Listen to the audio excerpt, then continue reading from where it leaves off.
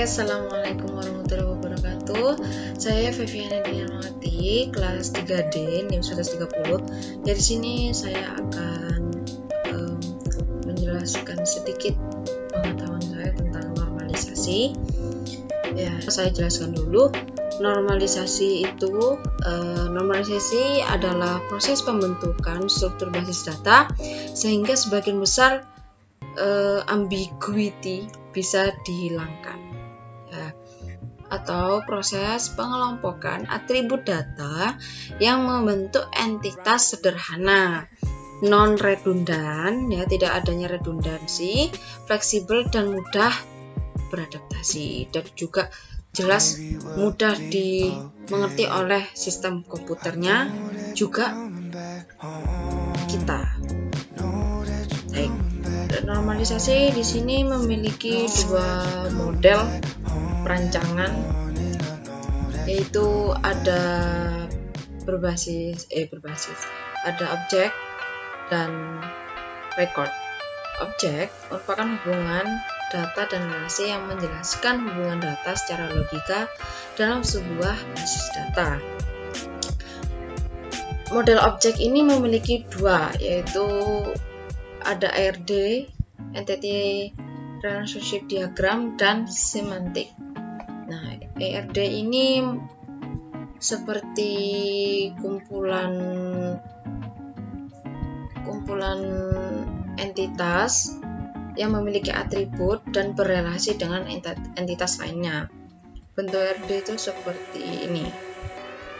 Ya, ini bentuk ARD-nya. Dan ini yang ada di aplikasi Dia, dan yang ini berada di aplikasi Power Design. Ini adalah ARD, ya. Ini yang CDM-nya, ya. Terus setelah itu ada record. Model ini mendasarkan pada record untuk menjelaskan kepada user tentang hubungan logik antar data dalam basis data. Di record ini ada relasi, ada jaringan, dan hierarki. Apa itu tabel universal atau UNF, ya? Normalize form. Sebuah tabel yang merangkum semua kelompok data yang saling berhubungan, bukan merupakan tabel yang baik. Jadi ini adalah bentuk tabel. Tabel universal itu adalah bentuk tabel yang tidak normal atau yang belum dinormalisasikan. Seperti ini bentuknya. Nih. Nah, bagaimana ciri-ciri tabel yang tidak normal? Itu seperti adanya insertion anomali, deletion anomali, dan update anomali. Bagaimana insertion anomali? Insertion anomali itu seperti misal ini, ya, yang Dini ini. Oke, tabel ini menjelaskan tentang dia mengambil mata kuliah gitu, ya. Dini ini mengambil mata kuliah matematika diskrit dan aritmatika. Jadi ketika dia ingin mengambil mata kuliah lebih dari 5, jadi tabel ini akan ada 5 baris. Jadi tidak normal, jadi ada 5 baris gitu. Jadi kayak kurang rapi lah dilihatnya. Untuk deletion anomali, seperti contohnya si Dini ingin tidak jadi mengambil mata kuliah matematika diskrit. Jadi matematika diskrit dan yang lainnya, dan beberapa mata kuliah yang dia ambil lainnya. Nah, jadi perlu menghapus satu persatu gitu. Jadi tabel ini nih, tabel yang tidak normal ini, yang universal ini, yang mudah dibaca oleh manusia tapi tidak mudah dibaca oleh sistem komputer gitu. Jadi tidak efektif bagi komputernya gitu. Jadi terjadi adanya redundan. Setelah itu update anomali. Nah, ketika mungkin misal nama Dini ini salah, bukan pakai Y tetapi pakai I. Nah, jadi kan tabelnya dia daftar lebih dari 5,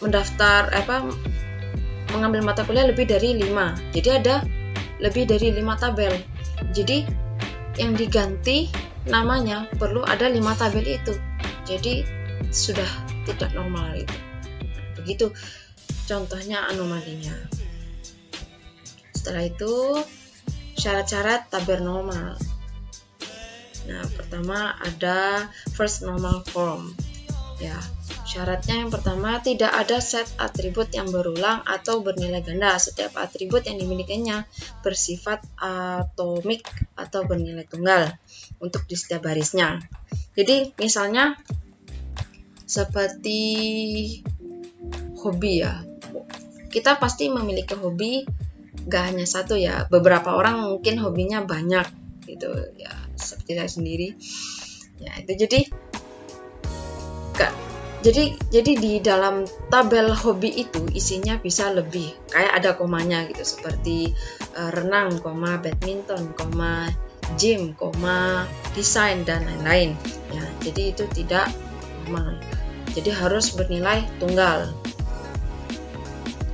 Terus yang kedua ada telah ditentukannya primary key untuk label atau relasi ya, untuk foreign key ke tabel ke relasinya.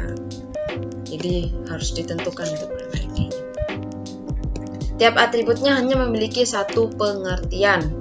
Dan yang keempat, tiap atribut yang dapat memiliki banyak nilai sebenarnya menggambarkan entitas atau relasi yang terpisah.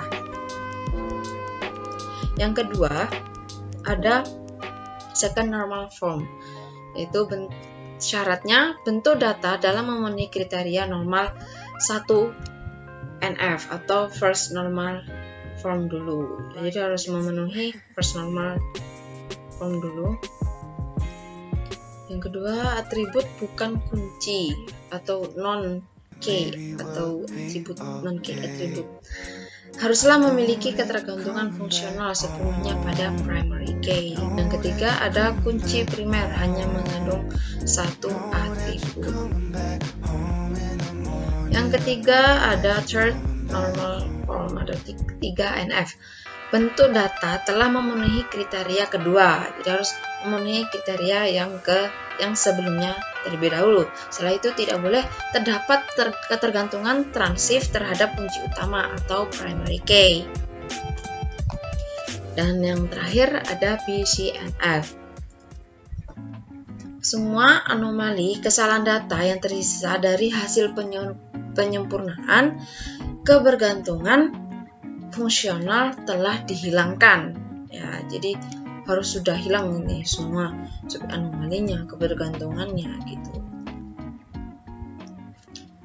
Sekian dari saya, kurang lebihnya mohon maaf.